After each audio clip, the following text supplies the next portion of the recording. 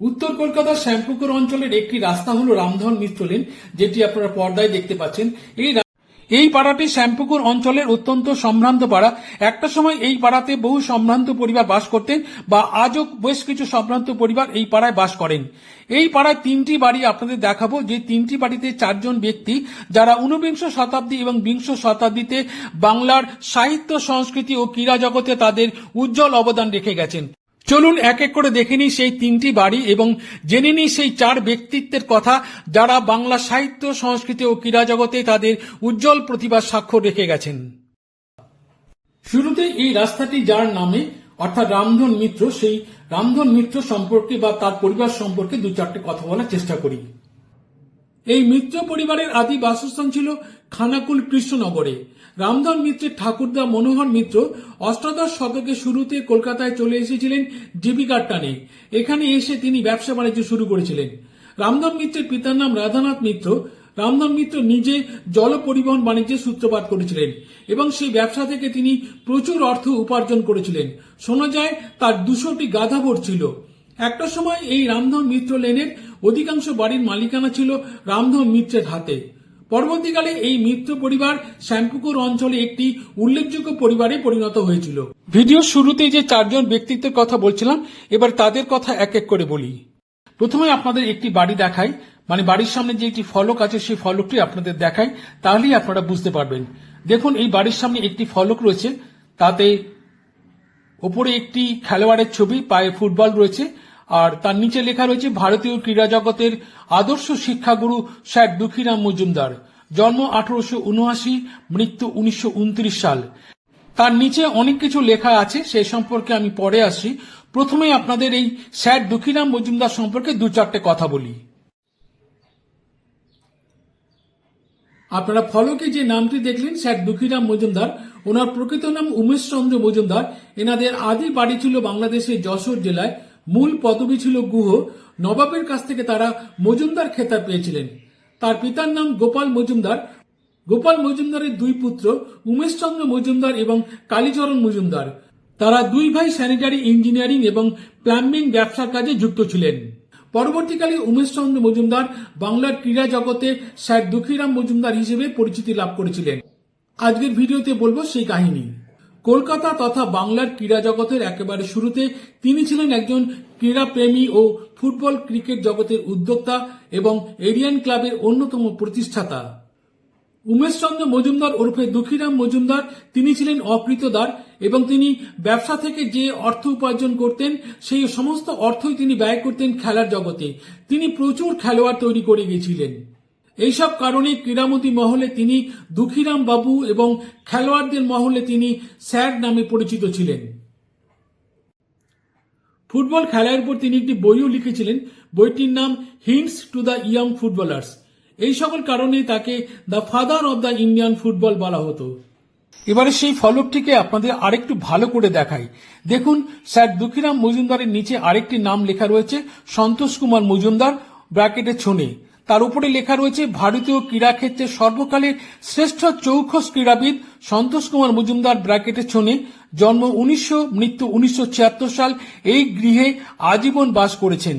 অর্থাৎ বুঝতে পারলেন যে সন্তোষ কুমার মজুমদার একজন বিখ্যাত ক্রীড়া ব্যক্তিত্ব, যিনি আজীবনকাল এই বাড়িতে বসবাস করেছেন।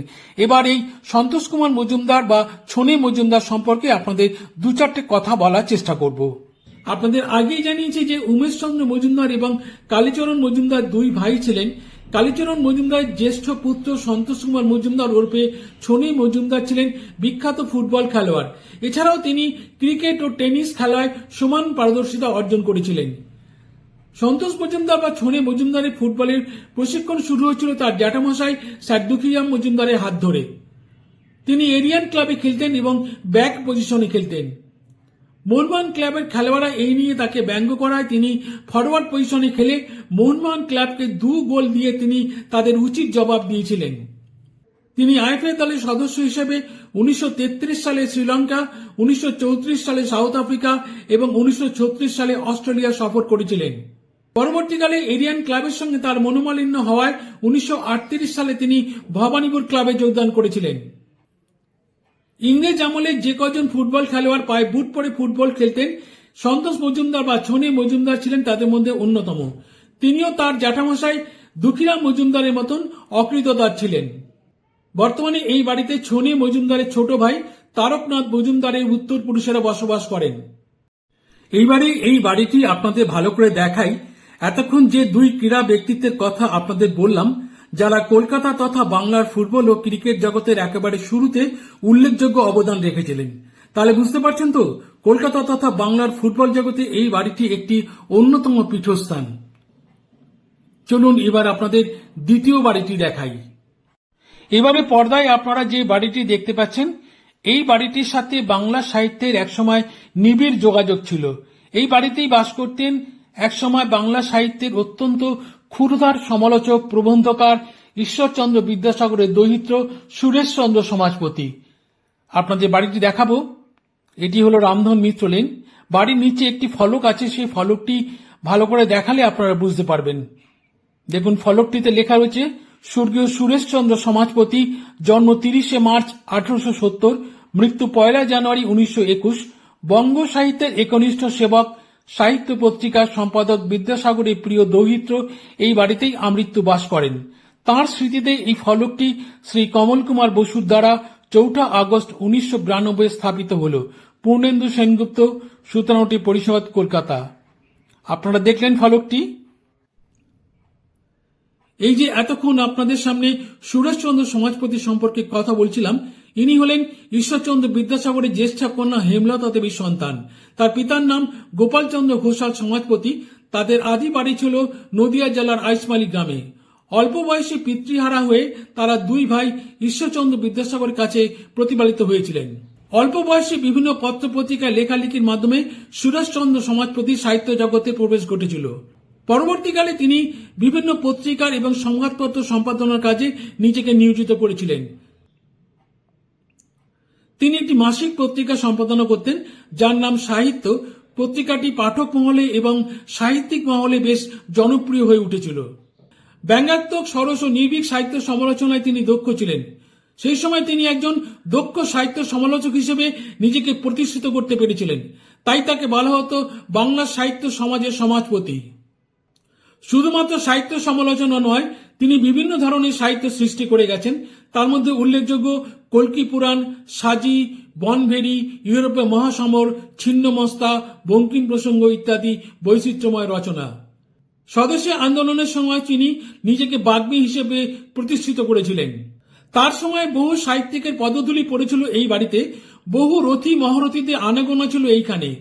সুতরাং সেই সময়কার বাংলা সাহিত্যের জগতে এই বাড়িটি একটি অন্যতম পীঠস্থান।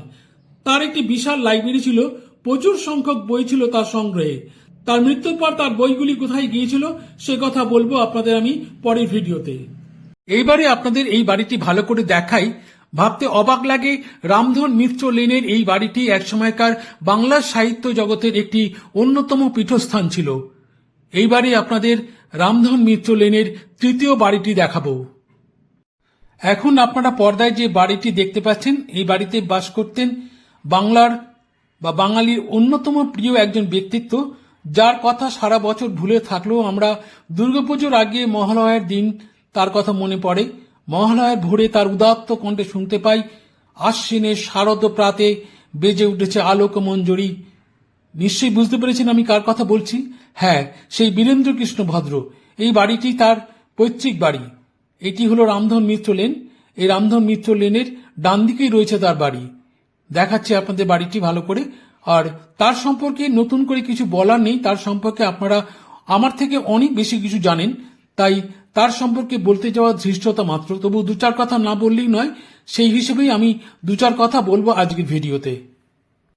বীরেন্দ্র কৃষ্ণ ভদ্রদের আদি বাড়ি ছিল 24 পরগনার দত্তপুকুরে। তার ঠাকুরদা গিরিশচন্দ্র উচ্চ শিক্ষা লাভের আশায় কলকাতা এসে বিএ পাশ করে ডেপুটি ম্যাজিস্ট্রেট হয়েছিলেন। তার বিয়ে হয়েছিল সেই সময়কার বিখ্যাত পাখোয়াজ বাদক এবং হাফ আখড়াই গায়ক যদুনাথ ঘোষের বড় মেয়ে যোগমায়া দেবীর সাথে। কিন্তু দুর্ভাগ্য, বিয়ের কিছুকাল পরে গিরিশচন্দ্রের মৃত্যু হয়। গিরিশচন্দ্রের অকাল মৃত্যুতে বীরেন্দ্র কৃষ্ণ ভদ্রের ঠাকুমা যোগমায়া দেবী গভীর সংকটে পড়ে যান।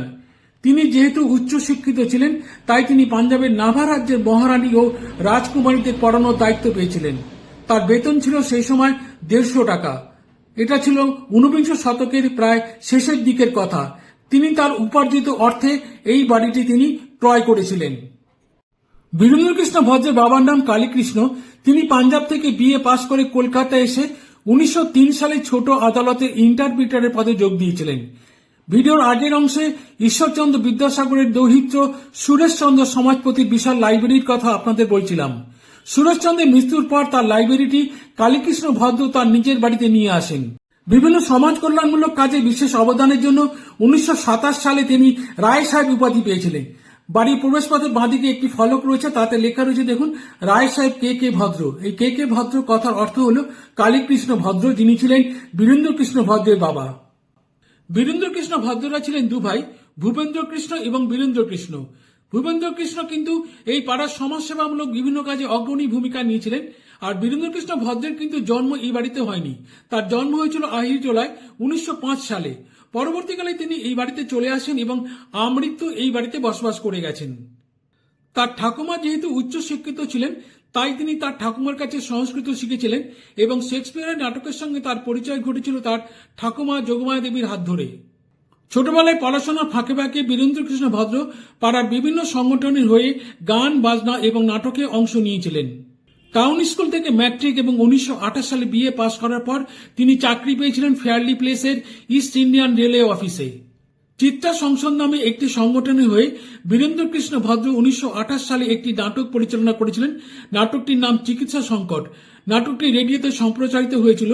নাটকটিতে অভিনয় করেছিলেন বীরেন্দ্রকৃষ্ণ ভদ্র নিজে এবং পঙ্কজ মল্লিক, বাণী কুমার, পশুপতি চট্টোপাধ্যায় এবং আরও অনেকে।